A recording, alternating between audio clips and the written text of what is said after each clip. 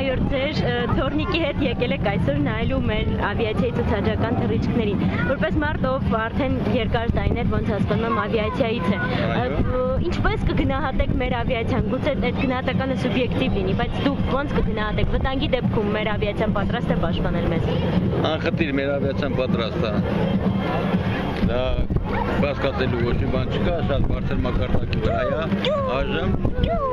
թե տեխնիկապես, թե մարդկային գործոնով։ Այո։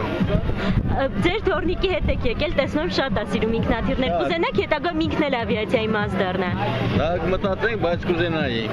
Իսկ իր մոտ նկատում եք արդեն սեր ինքնաթիռների նկատմամբ։ Հա, ինքը սիրում է, ուղղաթիռները շատ սիրում։ Կտեսնենք։ Պարոն մայոր, իսկ ոնց ստացվեց, որ դուք ավիացիայի մաս դարձաք։ Շատ երկար պատմություն է, ես 78 թվականից արդեն սովետական միության ժամանակ ծառայել եմ հենց սկզբնական Երևանից ավիացիայի